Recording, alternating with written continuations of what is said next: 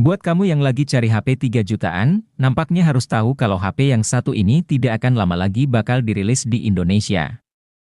Redmi Note 13 series sudah secara resmi dirilis pertama kali di negara asalnya yakni Cina, dan diperkirakan sebentar lagi bakal dirilis secara global pada akhir tahun ini, termasuk juga di Indonesia.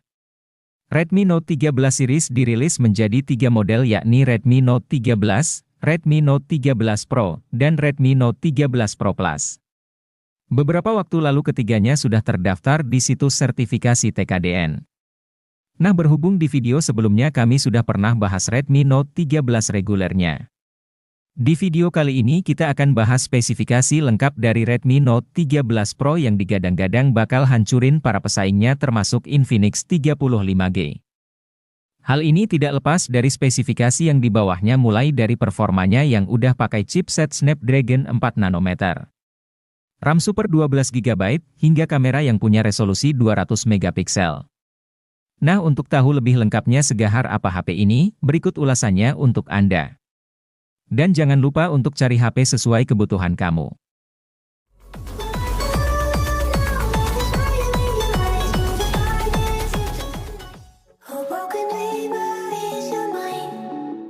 Redmi Note 13 Pro hadir dengan membawa beberapa peningkatan penting dari pendahulunya.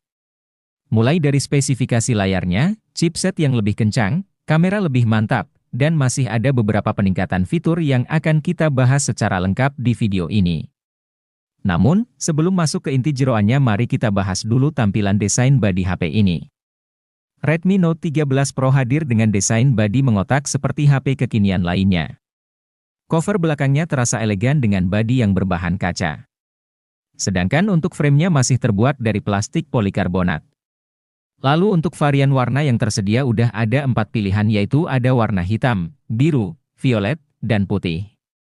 Khusus untuk dua warna terakhir punya motif tersendiri yang bisa menjadi pembeda dari HP-HP lainnya. Sementara berhubung bodinya punya sisi yang datar sehingga terlihat seperti tebal padahal ketebalan HP ini cuma 8 mm dan berat cuma 187 gram. Jadi masih tergolong HP yang tipis dan tidak begitu berat. Redmi Note 13 Pro ini mengusung layar 6,67 inci berpanel OLED yang menampilkan 68 miliar warna. Refresh rate-nya 120 Hz. Selain itu ada pula dukungan Dolby Vision dan tingkat kecerahan hingga 1800 nits. Jadi selain punya kualitas warna yang cakep, layar ini juga sangat bisa diandalkan untuk digunakan di bawah terik matahari sekalipun. Yang cukup menarik perhatian mata, tentunya ada di bagian base layarnya, yang udah sangat tipis dan simetris di keempat sisinya.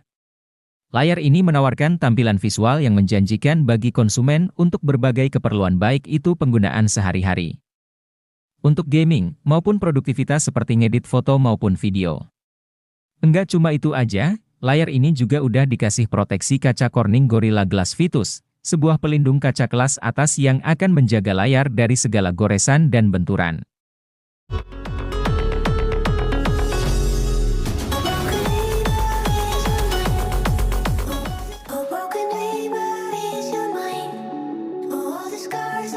Berlanjut pada performa. Redmi Note 13 Pro ditenagai oleh chipset Qualcomm Snapdragon 7S Gen 2 yang punya fabrikasi cuma 4 nanometer. Chipset ini terbuat dengan CPU octa-core yang menghadirkan kecepatan yang tinggi dengan clock speed mencapai 2,4 GHz. Untuk urusan grafis, handphone ini dilengkapi dengan GPU Adreno 710. Kalau dilihat dari chipset yang digunakan ini menjadi peningkatan yang lumayan bagus bagi Redmi Note 13 Pro. Mengingat pada Note 12 Pro kala itu pakainya MediaTek Dimensity 1080 yang berfabrikasi 6 nanometer. Tapi kalau mau bandingin sama chip Dimensity 8020 yang dipakai Infinix 35G, chipset Naga ini hanya unggul soal efisiensi dayanya aja berkat fabrikasi yang lebih kecil. Sedangkan untuk performa CPU-nya masih sedikit di bawah Dimensity 8020. Balik lagi ke performa Redmi Note 13 Pro kalau di pasar Cinanya sana chipset ini bakal dipadukan dengan RAM 8 hingga 16 GB dan internal 128 hingga 512 GB.